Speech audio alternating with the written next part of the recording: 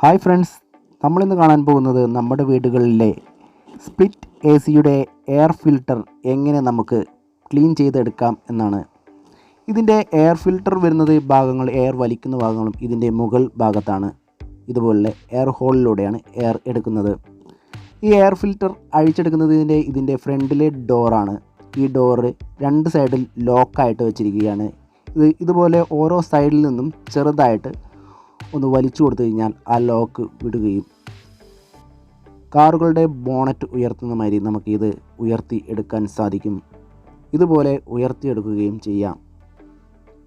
അതിനുശേഷം ഇതേപോലുള്ള ഈ എയർ ഫിൽറ്ററുകൾ, എയർ നെറ്റുകളാണ് ഇതിൽ ഉപയോഗിച്ചിരിക്കുന്നത്. ഇതുപോലെ നെറ്റിലാണ് ഇതിൻ്റെ പൊടിപടലങ്ങൾ വന്ന് അടിഞ്ഞിരിക്കുന്നത്. ഇത് നമുക്ക് ഈസി ആയിട്ട് തന്നെ അഴിച്ച് എടുക്കാവുന്നതുമാണ്. ഈ താഴത്തെ രണ്ട് ലോക്കുകളാണ് ഇവിടെ സെറ്റ് ചെയ്ത് വെച്ചിരിക്കുന്നത്. നമുക്ക് കൈകൊണ്ട് മാറ്റിയാൽ തന്നെ ഇതിൻ്റെ പൊടി അത്യാവശ്യം കനത്തിലുള്ളതിനാൽ നമുക്ക് ഈ ഫൈബർ നെറ്റ് പുറത്തോട്ടെടുക്കാം. ഇതുപോലെ ഇതിൻ്റെ രണ്ട് സ്ലോട്ടുകളിലായിട്ടാണ് ഇതിൻ്റെ നെറ്റ് വന്നിരിക്കുന്നത്. രണ്ട് സെക്ഷനായിട്ടാണ് ഈ നെറ്റ് വന്നിരിക്കുന്നത്. ഇതുപോലെ ഈസി ആയിട്ട് നമുക്ക് ഇതിൽ നിന്നും അഴിച്ചു മാറ്റാവുന്നതുമാണ്. രണ്ടാമത്തെ നെറ്റും അതുപോലെ തന്നെ ഈസി ആയിട്ട് നമുക്ക് അഴിച്ചെടുക്കാം.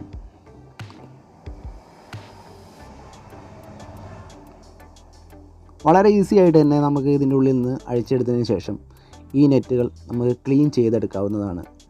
ഒരിക്കലും വെള്ളം കൊണ്ട് ഇത് ക്ലീൻ ചെയ്യരുത്.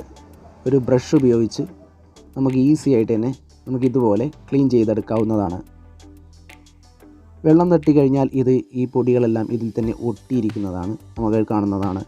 ഇതുപോലെ ഒരു ബ്രഷ് ഉപയോഗിച്ച് നമുക്ക് ഈസി ആയിട്ട് തന്നെ വളരെ എളുപ്പത്തിൽ ഇത് ക്ലീൻ ചെയ്ത് എടുക്കാവുന്നതാണ്.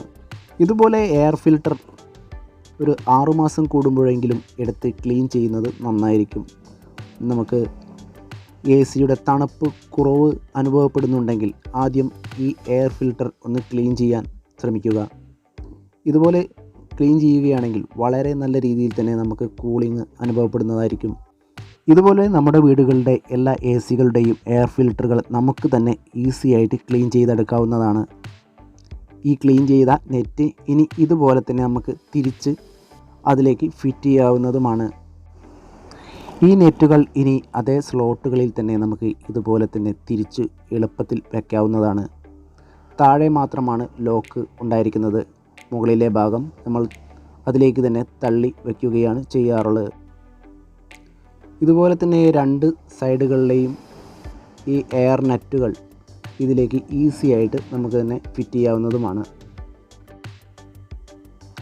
ഫിറ്റ് ചെയ്യുമ്പോൾ ശ്രദ്ധിക്കേണ്ടത്, നമ്മൾ ഫിറ്റ് ചെയ്യുമ്പോൾ ഇതിൻ്റെ സൈഡിലെ ബീഡിങ്ങുകളിൽ എയർ ഗ്യാപ്പ് ഉണ്ടോ എന്ന് ശ്രദ്ധിക്കണം.